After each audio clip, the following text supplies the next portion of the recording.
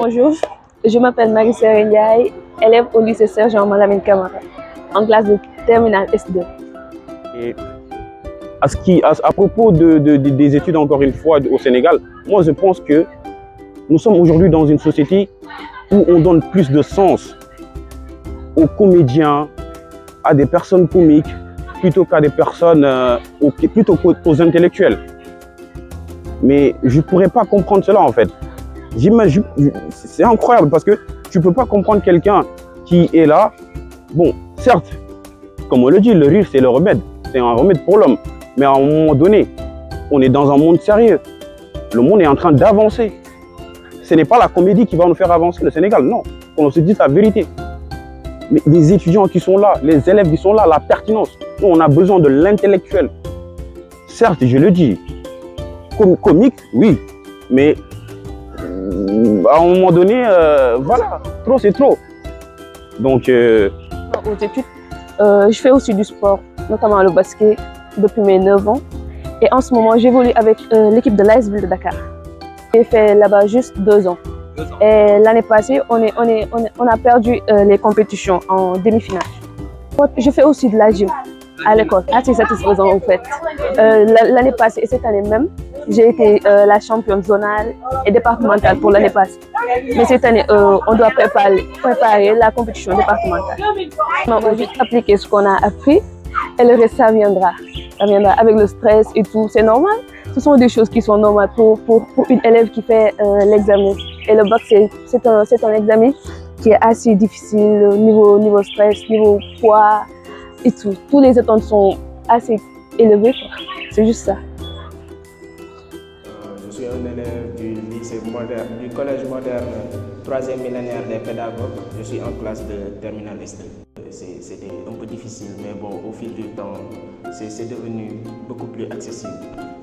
Machallah la ñu wax parce que ñoom taxawul nañu en plus dañ lay obligé nga jàng si ay élèves dañ lay obligé nga jàng tere la ay daw comme yenn établissement yi ñi nga amee possibilité ay daw jàng ak yow fii amu fi machallah dañ lay accompagner dinañ la teg si yoon waaw en plus ay professeurs yu baax fi nekk surveillant bu baax machallah des fois nga xalaat si mu xaw la tiital mais bon ça va quoi tant que yaa ngi jàng di comprendre li ngay jàng waaw ça va parce que xool nañ ne si dëkk bi la plupart ñi am bac ñi jàng def seeni études normales ils sont pas valorisés ñoom ñi influenceurs yi lañu gën a valoriser ñi defee fu dox si réseaux sociaux yi ñooy boo xoolee tey ñoo téye réew ñoo ëpp xaalis ñoom la gars yi di déglu te duñu wax xam-xam te ñoom dañoo minimiser maanaam ñi wax xam-xam waaw ñu bàyyi jàng guddi ñu bàyyi jàng guddi surtout parce que guddi pour noppal la loolu pour jàng loo fa jàng rek pertement mënoo si am dara balaa caat nga yeewu suba si moom sa journée bu fekkee da ngay dem sport nga dem defi sport ñëw toog jàng li ngay jàng ba certain moment par exemple ay côté 14 heures 15 heures yooyu nga arrêté dem reposer wu ji soit nga dem defi benn activité autour dem julli def yooyu yenn affaires yi reprendre ba 17 heures 18 heures après c'est bon quoi tu peux arrêter nga dem doxi ak sa occupation ndax live yëpp di jàng quoi am na yeneen choses yoo mën a def hors jàng. Le fait de récompenser les élèves, ça nous pousse encore plus d'aller de l'avant, de dépasser nos limites et tout. Parce que genre, quand il y a une récompense, ça nous pousse plus à travailler. Donc je suis vraiment contente de l'initiative. C'est ça au fait. Bon, comme disait notre prof d'histoire, faut pas faire du look at me ou bien du look at.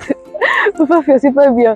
Genre l'examen, c'est juste ça passe et après c'est ça quoi. Si tu sais que t'as pas appris, c'est pas la peine de tricher, de faire du look at.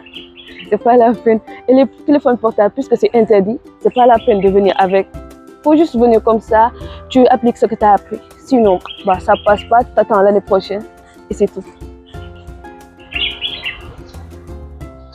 ñu mën a accompagner élèves yi parce que aussi la plupart élèves yi ñoo dañoo am mentalité boo xamante ne dañ lay wax soo amee bac genre état du la jàppale bac égal chômage du coup loolu tamit si état bi la parce que c'est pas bien tout le temps dañoo war a accompagner élèves yi genre suñu amee bac ñu orienter leen après pour liggéey yi aussi tamit franchement je trouve que c'est hyper bien parce que accompagner les élèves c'est une bonne initiative parce que souvent il y a des élèves yoo xamante ne genre seen parents always dañ leen di teg pression tu vois et c'est bien ñu am koo xamante ne si côté bi daf leen di accompagner mu leen di jàppale daal voilà franchement si ma loolu ñàkk jom la parce que wax nañ la yow bu indi sa téléphone portable école du coup yow nga am fit nga indi ko sa centre ba pare fay ko soo paree nga naan président du jury ba waaw dafa soxal dafa lii nii loolu yow yaa ko teg sa bopp en plus tricher bi si man aussi ñàkk jom la parce que à quel moment yow ngay accepté yow genre yow sa moroom mi ñoom ñuy jàng di reyante yow ngay ñëw di tricher genre je comprends pas en plus yow suñu tricher nga jàpp la di changer épreuve bi nga pénaliser sa bopp nga pénaliser waale waa école bi yëpp loolu tamit àq la franchement tricher moom c'est vrai dañoo war a def seen métier mais tamit un peu d'humanité nit dangaa war a am humanité en fait parce que peut-être que nit ki ñëw fàtte carte d'identité wam ak stress bi et tout xamoo genre nit ki nan lay gérer stress après nga jàpp di ko yuuxu naan waaye doo def examen doo def lii nii loolu si man waruñu kaa def un peu d'humanité ñu xaar leen tuuti genre ñu xaar loo leen tuuti après je sais pas ñu essayer de trouver benn solution daal mais buñ gën a stressé élèves yi voilà su ma leen di conseillé mooy genre ngeen nelaw parce que ok jàng baax na mais soo nelawul franchement sa jàng yow li ngay def nii amul benn sens mënoo toog guddi bi yëpp nga naan dañ koy jàng en fait c'est pas du tout logique te man sama propre expérience man def naa expérience boobu franchement premier semestre bi 2 heures laa doon nelaw par nuit te franchement gisuma si benn résultat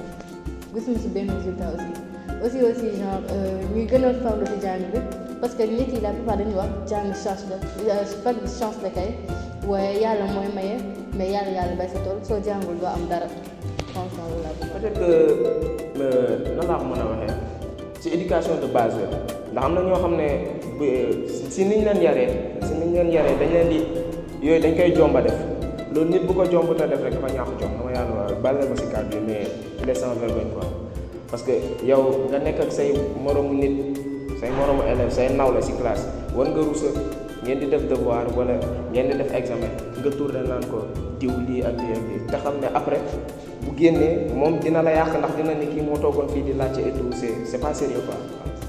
Et comme chaque année, à l'approche du bac, la pression monte, les réseaux sociaux, comme tantôt je regardais une vidéo sur TikTok, ce concept-là qui dit le bac c'est demain, le bac c'est demain. L'une des vidéos d'ailleurs qui fait monter la pression, mais malgré tout, comme j'ai l'habitude de le dire, on tient le coup. Parce que 9 mois, comme j'ai l'habitude de le dire, ne peut pas être perdu en 4 jours. Donc personnellement, j'y mets de l'importance. Et cette importance-là, je pense que c'est partagé par tous les camarades du Sénégal, je vais dire. Ça ne s'arrête pas qu'au lycée Sergent Malamine Camara. Parce que le BAG, il y a plus de 100 000 et quelques élèves qui le font. Et je prie Dieu pour que tout le monde l'ait. Ça, je le prie. Et j'espère que ça se fera, Inch'Allah, en tout cas. Et comme... Moi, c'est Aline Badara Thiam, professeur d'éducation physique et sportive au lycée Sergent Malamine.